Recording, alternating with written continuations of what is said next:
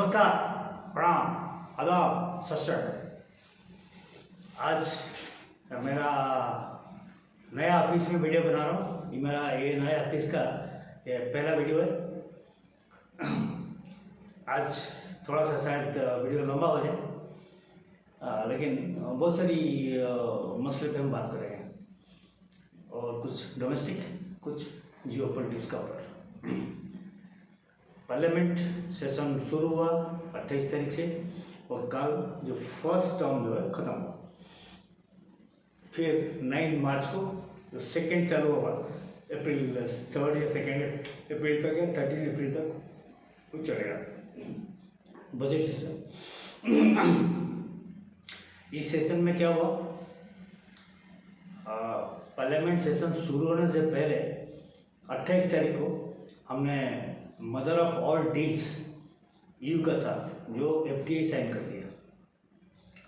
इससे पहले थोड़ा सा पीछे जाते हैं, हमने इंग्लैंड के साथ FTA साइन किया, हमने न्यूजीलैंड का साथ साइन किया, हमने नॉर्वे का साथ साइन किया, हमने आइसलैंड का साथ साइन किया। अब ईयू का भी हमने कवर कर लिया। और जो 26 जनवरी को हमारा जो रिपब्लिक डे परेड हुआ था, उसमें ईयू का कमिश्नर और प्रेसिडेंट दोनों ही चीफ गेस्ट थे। हमारा अमेरिका का जो साथ जो ट्रेड डील है, अमेरिका जो 50% टैरिफ लगा के ठोक ठाक किया था, लेकिन ये हमें Trump was under tremendous pressure. जब यहाँ से धड़ाधड़ से काम हो रहा था तो इंडिया अड़ के बैठा था कि ये ट्रेड डील होगा तो हमारे टर्म्स एंड कंडीशन में होगा। हम agriculture sector, diary sector, poultry sector आपके लिए नहीं खोलेंगे। तो इसका ऊपर क्या हुआ कि जब इतना चीज़ हो गया तो ट्रम्प आ गया प्रेशर में। तो हमारा बजट सेशन चालू हुआ 28 तारीख को। President address both joint house of parliament को एड्रेस किए। उसके बाद वोट ऑफ थैंक्स का टाइम में गड़बड़ी हो गया, चालू हो गया।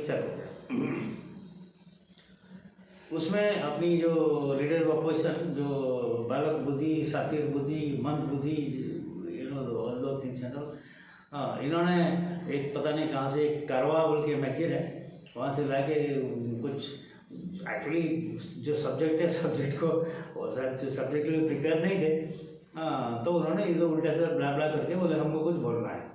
तो स्पीकर ने उनको टोक दिया और सबने बोला कि ये जो बुक एक किताब जो पब्लिश नहीं हुआ उसका बारे में आप नहीं बोल सकते, अब इसको छोड़ के आप जो टॉपिक में बोलो। तो वर्ड है। उसके बाद वो जो काफ़ी तमाशा हुआ, देन दैट प्राइम मिनिस्टर को स्पीच बोलने नहीं दिया गया। जो महिला सांसद सब जाके, जबकि वो लोग जनरली वेल में जाते थे, वेल से आके ट्रेजरी बेंच में प्राइम मिनिस्टर के चेयर को घेर के खड़े हो गए। ये सब ड्रामाबाजी आपने देखा। और स्पेशली महिला सांसद लोग जब आए थे तो अभी थोड़े कोई जो जेंट्स सांसद जो है वो जाके कुछ धक्का मुक्की करेंगे और it will reflect very bad on Indian parliamentary democracy, the largest democratic country of the world. तो उन्होंने एक स्पीकर का ऊपर एक नो कॉन्फिडेंस मोशन डाल दिया। 118 सांसद उसमें साइन किए। और उसके बाद उस बीच में जब उन्होंने राहुल गांधी इंसिस्ट किया कि मैं अनकोटेड बुक से बोलूँगा, मैं इनको ये करूँगा, तो उस टाइम पर बाद में जाके पार्लियामेंट के बाहर एक ऐसे दिखाए थे, जो बुक दिखाए थे। हालांकि जो कवर पेज जो है ना वो ठीक था, पेंगुइन बोला कवर ठीक है, लेकिन अंदर जो है ना कुछ सारी सब पूरा कागज़ था, सिर्फ बाइंडिंग करके दिखाया।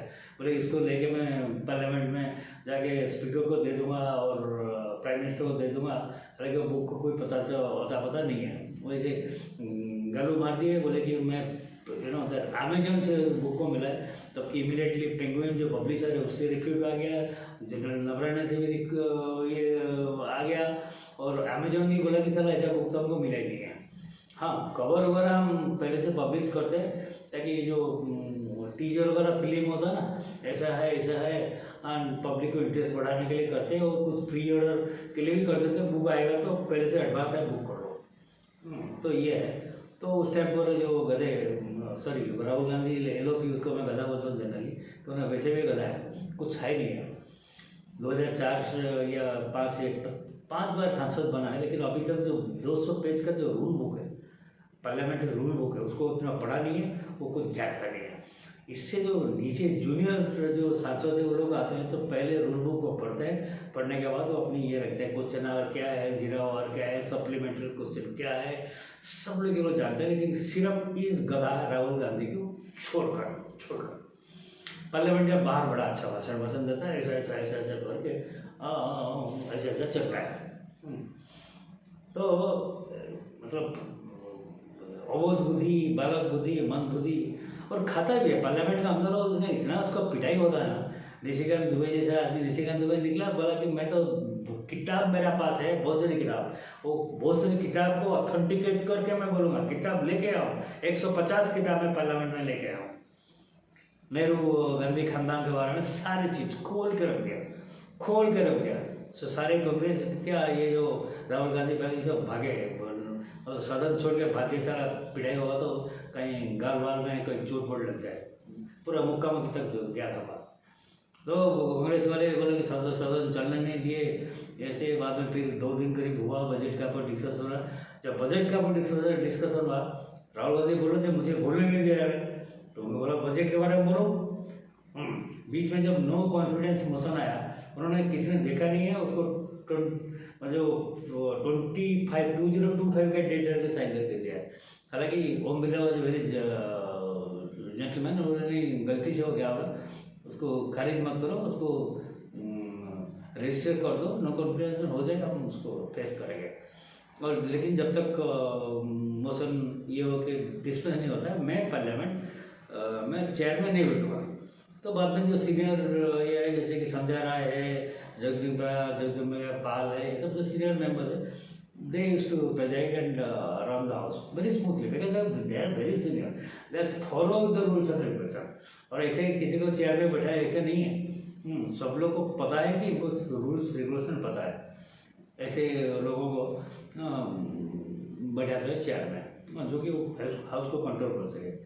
तो इस गधे को मिला 40 मिनट का टाइम मिला, इसने 40 मिनट से 25 मिनट करीब बोल दिया कि ये जो खो खो होता है, ये कराटे होता है, जिप्सी होता है, ये होता है, उसमें ग्रिप, ऐसा ग्रिप पकड़ो, ऐसा ग्रिप पकड़ो, ऐसा पकड़ो, ऐसा पकड़ो, ऐसा पकड़ो, ऐसा करके फिर बोला कि ट्रम्प ने ट्रेड डील में मोदी का ऐसे ये पकड़ लिया, और उसके बाद पूरा किसानों का हित बेच दिया और सब कुछ करके साइन करा लिया, जैसे ट्रम्प चाह रहा था ऐसे हुआ।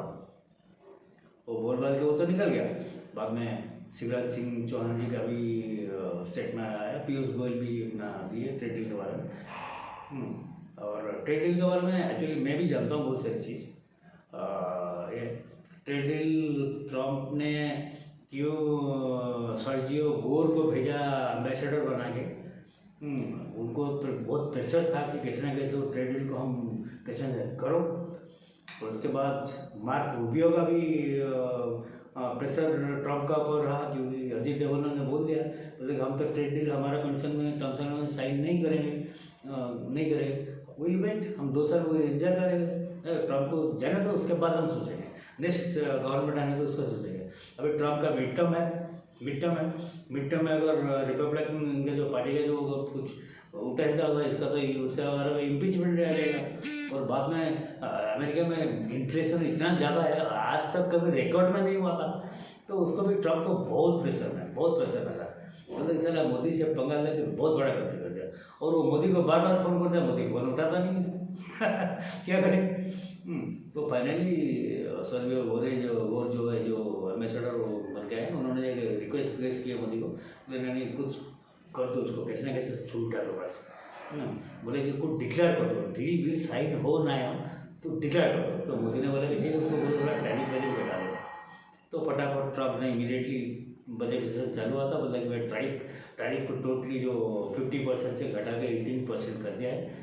उन्होंने कुछ दिन के बाद एक जॉइंट स्टेटमेंट जो फ्रेमवर्क ऑफ ट्रेड डील अभी तक आया नहीं है, फ्रेमवर्क ऑफ ट्रेड डील आया, उसके बाद 2-3 और अमेंडमेंट हो चुका है। एक इंटीम ट्रेड डील आएगा अराउंड मिड मार्च में। उसके बाद finally it will take around 3 months time to item by item कितना टैरिफ अमेरिका में लगेगा, कितना टैरिफ इंडिया में लगेगा, इंडिया क्या देगा, अमेरिका क्या देगा, इसका पर टोटली आएगा और 3 महीना लगेगा। लेकिन ये मूर्ख कांग्रेस लोग जो है, मूर्ख उनको तो मूर्ख कोंगी बोलते हो, मूर्ख कोंगी, ये लोग नदी देखे नहीं है। नदी अभी 5-7 किलोमीटर मील दूर है, अभी से कपड़ा निकाल के बोलेंगे साला डूब जाएगा डूब जाएगा डूब जाएगा कुछ जाएगा, और पब्लिक को भड़काना चालू कर दे, किसान को तो भड़काना चालू कर दे, किसान का तो बर्बाद हो गया किसान। ठीक है, ट्रेडिंग के बारे में जितना मेरा समझ है इसके बारे में मैं एक सेपरेट वीडियो करूँगा। बजट क्या पर चल रहा है, मैं सोच रहा था कि बजट के बारे में वीडियो करने के लिए, लेकिन आज मैं थोड़ा सा वीडियो प्रोड्यूस करूँगा। ये बजट का पूरा डिटेल्स मेरे पास है। ये देखिए, की फीचर्स ऑफ बजट 2026-27 ये मिनिस्टर ऑफ फाइनेंस के द्वारा जारी किया गया है। ये इसके बारे में एक सेपरेट आइटम बाई आइटम हम डिस्कस करेंगे। तो ये बजट सेशन ऐसा ही करके फर्स्ट जो पार्ट है निकल गया। लोकसभा का जो प्रोडक्टिविटी जो है दैट वाज अराउंड 26 आवर्स करीब रहा है, but Rajya Sabha function very well. Rajya Sabha का प्रोडक्टिविटी अराउंड 56% रहा है। कर्सी, I am really grateful to the vice president Radhakrishnan and also leader of opposition खड़गे जी एंड अपना सत्ता पक्ष का जो लीडर है तोमर जी, उन्होंने कैसे न कैसे बड़ा अच्छे से मैनेज किया उसको and something at some positive point has got. लेकिन यहाँ पर जो ये लोकसभा का बजट सेशन, ये जो गधा राहुल गांधी, ये जो मैंने नेहरू का खानदान जो, तो मैं तो नेहरू का खानदान को तो डिसलाइक करता हूँ। देश को बर्बाद करना भी तो ले रहा है सर। तो एक बार पार्टीशन करा के ये कर दिया, उससे भी उनका दिल नहीं भरा, अभी भी सोच रहे हैं कि और भी उसको 2-4 बार में तोड़े उसको। तो इस बीच में जब ट्रम्प डिक्लेयर कर दिया जल्दी में कैसे न कैसे 18% टैरिफ घटा दिया, और ये तो उसके बाद ये राहुल गांधी फिर अपना तमाशा चालू कर दिए। उनका जो SIR तो फ्लॉप हो गया। वोट चोरी वो तो कहाँ गया है उसको पता ही नहीं है। तो अभी बोले कि नहीं, अभी यही मौका है किसान को कैसे भड़काया जाए और एक साइन बैग बहने का टाइप कुछ किया जाए। लेकिन वो पब्लिक, इंडिया का पब्लिक जो है बहुत चालाक है, ये जानते हैं कि ये पब्लिक को बेवकूफ़ बना रहा है और ऐसे पीट रहा है। एक्चुअली पार्लियामेंट में जब भी वो मुँह खुलता है ना, उसको निशिकांत दुबे या तो अनुराग ठाकुर, संदीप पात्रे लोग तैयार होकर बैठे, उसको दो रखे। लेकिन गधे को शर्म नाम की कोई चीज़ ही नहीं है। और ये सिर्फ इसको नहीं, ये गधे का जो फॉलोअर जो कोंगी मूर्ख लोग, इनको भी एकदम पर कुछ शर्म नहीं है। तो बजट का जो 70 अभी ये, तो इसमें निशिकांत दुबे जी एक पूरा मिजाइल पूरा ब्रह्मोस मार दिए। एक किरण रिजिजू जो थोड़ा सिंपल सीधा नॉर्थ ईस्ट से आते हैं, उन्होंने बोला कि ठीक है इसका बारे में प्रिविलेज मोशन लाएंगे। लेकिन बीजेपी तो वैसे भी आप जानते हैं सेल्फ गोल करने में माहिर है। प्रिविलेज मोशन लाएंगे, लेकिन कोई प्रिविलेज कमेटी अभी तक 2 साल हो गया बीजेपी ने बनाया नहीं है। और सरकार ने प्रिविलेज कमेटी जो 15 मेंबर का कमेटी होता है, इसमें सारे पक्ष विपक्ष का प्रोपोर्शनली मेंबर होते हैं। प्रिविलेज कमेटी, एथिक कमेटी, बहुत सारी चीज़ होता है, वो तो बनाया नहीं है। सेल्फ गोल तो ये तो बोल दिए कि अगर 5 बजे तक माफ़ी नहीं मांगेंगे तो मैं प्रिविलेज कमेटी में भेजेंगे। घंटा प्रिविलेज कमेटी है ही नहीं तो कहाँ भेजेंगे। फिर वो बैक पैक कर दिए, नहीं वो जो राहुल गांधी का जो ये एब्सेंट फाइल के बारे में, जो हरदीप पुरी के बारे में जो बोले हैं, उसको हम एक्सपर्ट कर देंगे। उनका जो ये रिकॉर्ड से, लोकसभा रिकॉर्ड से एक्सपर्ट कर देंगे, बैकफुट में चलेंगे। लेकिन निशिकांत दुबे तो जुड़ने वाला नहीं है, वो तो बैकफुट वाला नहीं, वो तो फ्रंट फुट वाला है। बाय द वे अच्छा हुआ कि जो पार्लियामेंट में 2 बीजेपी का जो ब्लंडर है उसका कोई डिस्कशन नहीं हुआ, नहीं तो बीजेपी का और भी धोती बोलती थी, पैंट बोलती थी एक्चुअली बीजेपी में। लेकिन ये जो अपोजिशन मिस कर गए, एक तो UGC वाला, और जो कानून बना दिया कॉलेज में, ऐसे इसके बारे में वीडियो में बता चुका हूँ। तो उसमें जो जनरल कास्ट को डिमीन करने का कोशिश किए, उसके बाद काफ़ी बवाल हुआ। अभी सुप्रीम कोर्ट ने इनका कच्चा बचा दिया, विजय वर्मा कच्चा सुप्रीम कोर्ट ने बचा दिया। दूसरे अभी एक ब्लंडर की जिसको जनरली पब्लिक का नज़र से निकल गया, जो बवाल नहीं हुआ, नीट पीजी का जो एग्जामिनेशन का जो कट ऑफ मार्क है उसका जो ये है कम करके किसी को -40 जो ST SC शेड्यूल का उनका जो ये कट ऑफ मार्क -40% है। भाई तो -40 कैसे होता है मैं बताता हूँ। जो क्वेश्चन होता है उसमें नेगेटिव मार्किंग होता है। हमारा टाइम में भी मैं भी जब UPSC एग्जाम दे रहा था, हमारा एग्जाम में नेगेटिव मार्किंग था। मीन्स अगर एक शॉर्ट क्वेश्चन मल्टीपल क्वेश्चन अगर गलत हो गया ना तो उसमें लिए हमको -0.25 मार्क को जैसे नॉट ओनली जैसे हमारा जो सब कोर्सेज टाइम में डिफरेंट कोर्स में जो एग्जाम होता है सब में माइनस मार्किंग होता है। तो माइनस मार्किंग होने के बाद भी अगर स्टूडेंट जो बिल्कुल नहीं लिखेगा, खाता को ऐसे ऐसे दे देगा ना, तो उसको 0 मिलेगा। इसका मतलब भी वो सिलेक्ट होता था PG कोर्स के लिए।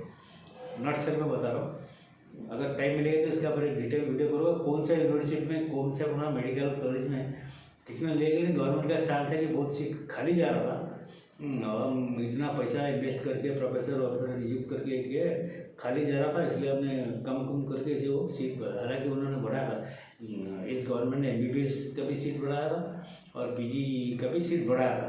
लेकिन बढ़ाने का मतलब ये नहीं कि गधा हाथी घोड़ा जब भी जगह से इसको पकड़ के डॉक्टर बना दो और हम जाके वहाँ पर ऑपरेशन कर टाना हो जाए। ये एक ब्लंडर है, लेकिन इसका ये तूल नहीं पकड़ा, किसको बहुत लोगों को ये उनका दिमाग में नहीं आया, तूल नहीं पकड़ा। लेकिन ये भी BJP का एक ब्लंडर है। इसका पर भी अपोजिशन चाहते थे BJP का धोती कोर्स होता था, धोती कोर्स, लेकिन फिर अगेन ST नाराज हो जाएंगे, ये सब नाराज हो जाएंगे, उनका भी अपनी अपनी वोट बैंक पॉलिटिक्स है। तो BJP का ये। और तीसरा ब्लंडर तो बोला अभी तक एक डेप्यूटी स्पीकर भी उन्होंने नियुक्त नहीं किया है। आपका बहुत सारी सहयोग की दल है, जैसे कि JDU है, बहुत सारी शिवसेना शिंदे ग्रुप है, अजित पवार का ग्रुप है, किसी को भी आप बना सकते हो डिप्टी स्पीकर। एक उनका एक कमरा दूर चल रहा है लेकिन नहीं बना है। ये एक पता नहीं, I don't know what may be the psychology. तो ये है। लेकिन अभी अब हम मेन मुद्दे पे आते हैं। हम जब नई में थे उस टाइम पर हम लोग को हमेशा जब प्रेजेंटेशन देते थे और ये होते थे, हम अटेंड करते थे, ब्लू वाटर नेवी के बारे में हमको बहुत पता था। ब्लू वाटर नेवी मीन्स हमारा कैपेसिटी होना चाहिए कि हम अपनी बोट से लेकर दूर तक अपनी फ्लीट को ऑपरेट कर सकें। ब्लू वाटर नेवी के लिए मैं ये कंटेस्ट में बोल रहा हूँ क्योंकि अभी जो साउथ चाइना सी में क्या हो रहा है, अभी अपना जो गल्फ में क्या हो रहा है, इसका कंटेस्ट में आ रहा हूँ। और हमारा इंडिया का जो बता रहा हूँ उसके बाद में आऊँगा मेन टॉपिक पे। Blue water means you must have aircraft carrier. Generally जो ग्रुप होता है, बैटलिंग ग्रुप होता है, उसमें बैटलिंग ग्रुप ब्रिटिश का पास ब्लू वाटर नेवी था, बोल के फॉकलैंड वॉर जीता। कहाँ से 3000 माइल से आके अर्जेंटीना का लड़के फॉकलैंड वॉर जीता। That is the blue water navy concept. Means we can strike at a distance. उस टाइम पर तो मैं जब नहीं में था, हमारे पास एक NS विक्रांत था, बहुत पुराना था, जो ब्रिटिश से लाए थे, और एक विराट भी हम ब्रिटिश से लाए थे। और कन्वेंशनल ये था, बस सेलिंग करके गए 10 महीने इधर उधर जाके फिर वापस आके बैठ गया हार्बर में। अभी भी इंडिया के पास 2 एयरक्राफ्ट कैरियर है, विक्रांत है और विक्रमादित्य है, और एक विशाल का अभी प्लान चल रहा है ड्राइंग बोर्ड में, लेकिन हमको चाहिए 4 एयरक्राफ्ट कैरियर। जब एयरक्राफ्ट कैरियर जैसे कि अमेरिका के पास 11 बैटल ग्रुप है, बैटल ग्रुप मीन्स जब एयरक्राफ्ट कैरियर निकलता है ना, उसका साथ मिसाइल लोडेड डेस्टर्स निकलते हैं, उसका साथ गाइडेड मिसाइल फ्रिगेट निकलते हैं, और कोबर्टी जिसको हम पेटिया बोलते हैं वो निकलते हैं, कुछ फास्ट पेट्रोल क्राफ्ट निकलते हैं, एक ऑयल टैंकर रहता है, और कुछ लैंडिंग शिप LST जिसको कहते हैं वो रहते हैं। काफ़ी चीज़ दैट इज ए ग्रुप से अराउंड फ्लोटिला टाइप वो निकलता है। तब जाके और उसको फिर एयरक्राफ्ट से हमेशा सर्विलेंस मिलता है। जो एयरक्राफ्ट कैरियर हैं देयर ओन एयरक्राफ्ट स्टिल भी एयरफोर्स का सर्विलेंस में रहता है। तो अमेरिका में ऐसे 11 है, मेरा होगा 11। जब 71 हुआ था उनके पास 7 था, अब 4 बढ़ गया। सस्टेनेबिलिटी के लिए मतलब हमारे पास हम जो यहाँ से ए से एक प्लेस ए से प्लेस बी को जाते हैं ना, क्या रहता है डीजल तेल या स्टीम टरबाइन होता है, यही लेके जाते हैं ना। जब खत्म हो जाते हैं फिर किसको रिक्वेस्ट करते हैं भाई तुम्हारा पोर्ट में हमको तेल दे दो। लेकिन अमेरिका पास जो है सब न्यूक्लियर पावर है, इनसे एक बार निकल गए 2-2 साल तक वो अगर कोई पोर्ट टच करने की जरूरत नहीं है उनका पास। वो ये करते हैं। अमेरिका के पास है, इंडिया के पास नहीं है, चाइना के पास नहीं, ओनली फ्रांस के पास है, अमेरिका के पास है, रशिया के पास है। अमेरिका के पास सबसे हाईएस्ट पावर है। चाइना अभी बना रहा है एक न्यूक्लियर पावर्ड एयरक्राफ्ट कैरियर जो ग्रुप। चाइना का अभी चाइना के पास भी 2 है, लेकिन जैसे इंडिया के पास है ऐसा ही है, मतलब ज़्यादा ये नहीं है, साइज़ थोड़ा बड़ा है बट ऐसा है। और वो भी न्यूक्लियर पावर्ड एयरक्राफ्ट कैरियर बना रहा है। और हमारा भी यार विशाल जो प्लान कर रहे हैं ड्राइंग बोर्ड में शायद 35 तक वो आ जाएगा, वो भी न्यूक्लियर पावर्ड होगा और एक नया ग्रुप। तो then we are making lot of ship चल रहा अपना। तो शिप बिल्डिंग में तो वी आर मतलब धुरंधर बन गया शिप बिल्डिंग में। हर साल में 10-12 शिप बन सकता है। सबमरीन में भी हमने काफ़ी प्रोग्रेस किया है। We have got nuclear submarine हमने खुद बनाया है। और बैटल ग्रुप में सबमरीन का भी रहता है, हालांकि कोई डिस्क्लोज नहीं होता है कितना सबमरीन रहते हैं, कितना डीजल रहते हैं, कितना जो न्यूक्लियर सबमरीन रहता है। हमारे पास तो 2-3-4 होते हैं, 3 न्यूक्लियर सबमरीन है हमारे पास। तो ये रहता है बैटल ग्रुप है। तो हमको भी ब्लू वाटर नेवी सचमुच जो मैं नेवी में था 90s में, जब मैं ब्लू वाटर नेवी के बारे में सोचता था, लेकिन अभी मुझे लगता है कि ब्लू वाटर नेवी बनने के लिए हमको 5-7 साल का वाटर और 5-6 साल 7 साल लगेगा। अभी basically why I made this background because the present state in Iran actually. Iran Venezuela नहीं है, Iran is not Venezuela. Venezuela में वो जो इन्होंने एयरक्राफ्ट कैरियर रदरफोर्ड का साथ उसका जो बैटल ग्रुप भेज दिया और उधर करके उसको उठा के ले आए। उसके पास कुछ एयर डिफेंस सिस्टम था ही नहीं। S-300 था जो कि बहुत पुराना है, जो F-16 को काउंटर कर लिए रशिया वाले लिए थे। कोई टेंट स्टाफ नहीं था, कुछ क्यूबा वाले उसको हेल्प कर रहे थे, कुछ चाइनीज अपना इंटरेस्ट देख रहे थे। और वेनेजुएला का ये मैं सेपरेट वीडियो बनाऊँगा क्योंकि जब मैं ये ट्रेड के बारे में बनाऊँगा, ट्रेड डील के बारे में बनाऊँगा तब बनाऊँगा। वेनेजुएला में हमारा इंटरेस्ट क्या है, हमारा कितना पैसा लगा है, चाइना का इंटरेस्ट क्या है, रशिया का इंटरेस्ट क्या है, क्यूबा का इंटरेस्ट क्या है और अमेरिका का इंटरेस्ट क्या है, इसके बारे में सेपरेट बनाऊँगा। Let's come to Iran now. Iran में पिछले ये में जो 13 दिन का इजराइल ईरान युद्ध हुआ था और उसके बाद उन्होंने ईरान का जो एंटी एयरक्राफ्ट डिफेंस सिस्टम है इतना स्ट्रांग नहीं है। और जो भी थोड़ा होता है इजराइल ने उसको मार के खत्म कर दिया था। इसका मतलब any time any air attack can take place in Iran, आंख बंद कर।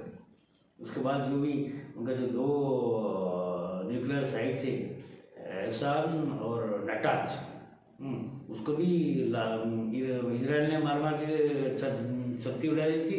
लेकिन जो वो तो पहाड़ी का नीचे डेप्थ में होता है ना, 100 मीटर्स का डेप्थ में होता है करीब, उसको अमेरिका का जो B-52 बम्बर जो डीप सी पेनिट्रेटिंग बम है, उन्होंने उसको साफ कर दिया था। लेकिन फिर भी कुछ यूरेनियम, हालांकि ईरान तब तक 65% ऑफ एनरिचमेंट तक पहुंच गया था, लेकिन वो न्यूक्लियर बम बनाने के लिए उतना सफिशिएंट नहीं है। That for that you have to reach around 80% तो होना चाहिए।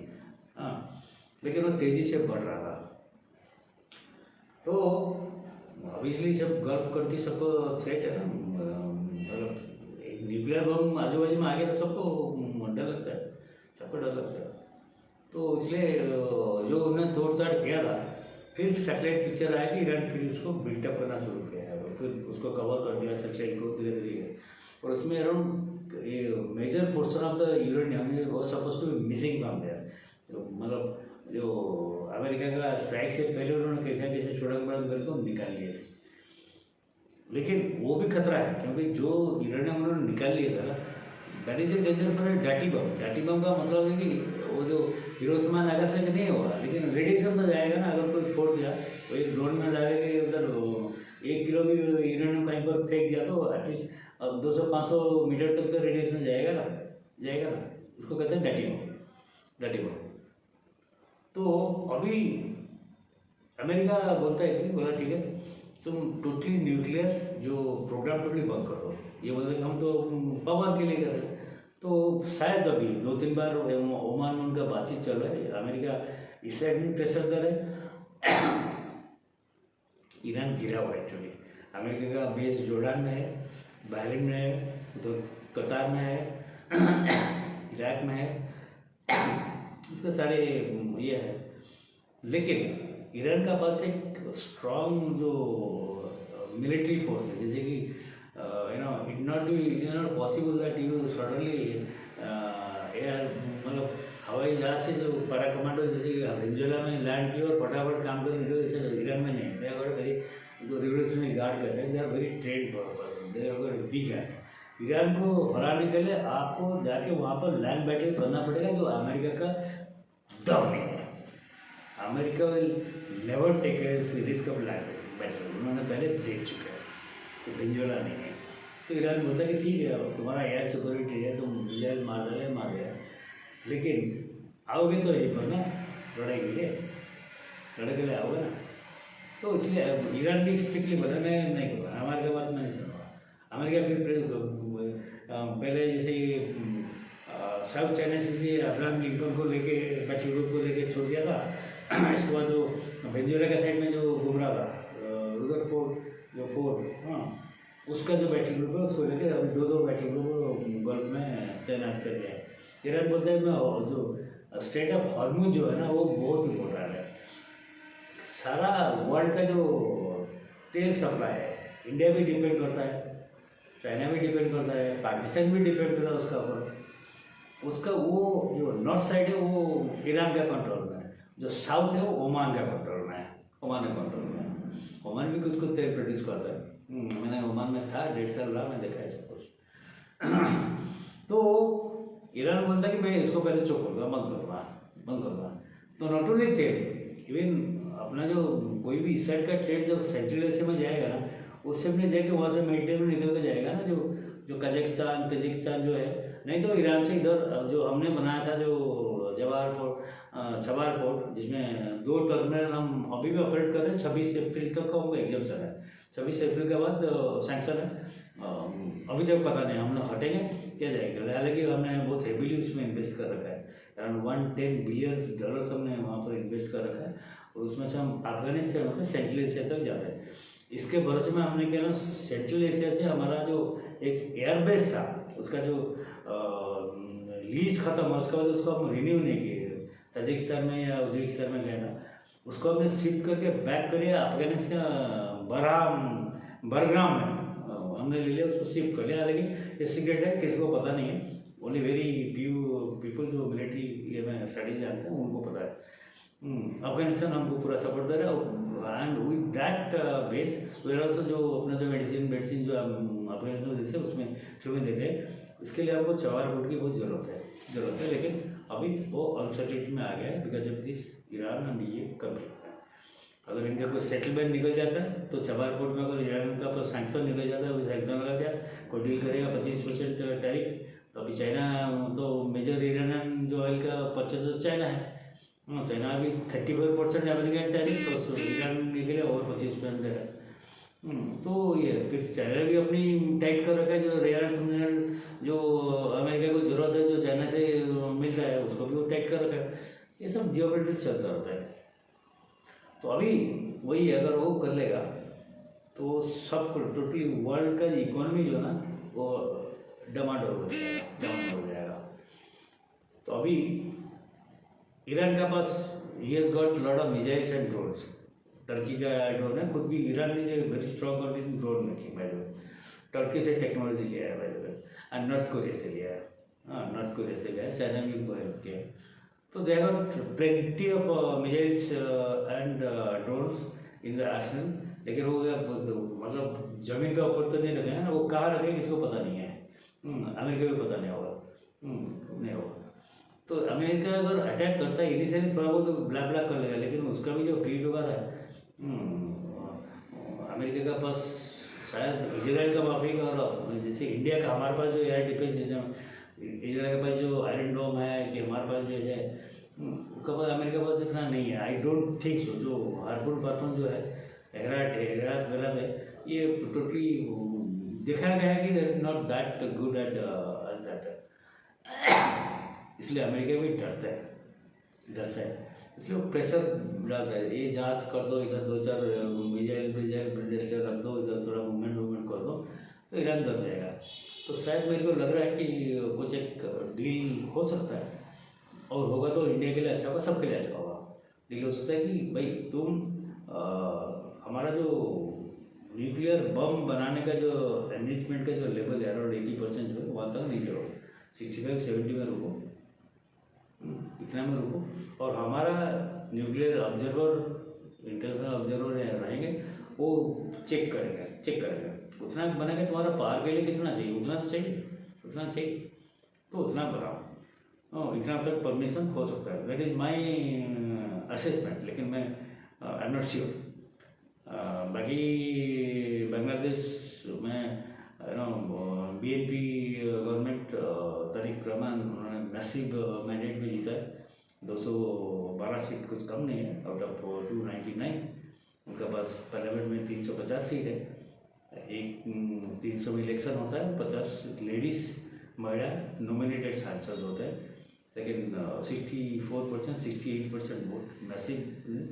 एक जो पाकिस्तान सपोर्टेड जो पार्टी है जमात है, उनको अराउंड 77 कुछ सीट मिला है। That means people are really negate that. और जो खालिदा जिया को जो भगाए थे, जो स्टूडेंट थी है, उनका भी कुछ सिटीजन पार्टी, उनको 6 या 7 सीट मिला है, बाकी कुछ इंडिपेंडेंट वगैरह मिला है। तो अभी एक proper political party oriented government अभी आ रहा है। अभी देखना है ये गवर्नमेंट का स्टैंड इंडिया की तरफ कैसा रहेगा। हालांकि Modi has congratulated him, and उनसे फोन में बात भी हुआ है। एटीट्यूड कैसा रहेगा, क्या रहेगा, ये बाद में पता चलेगा। खालिदा शेख हसीना का ऊपर क्या स्टैंड जाएगा, क्या जाएगा, वो एक बार गवर्नमेंट फॉर्मेशन होगा, डिप्लोमेटिक ये चालू होगा, उसके बाद में सब पता चलेगा। बस यहीं पे मैं मेरा वीडियो कंक्लूड करता हूँ। धन्यवाद, नमस्कार, जय हिंद, जय भारत, वंदे मातरम।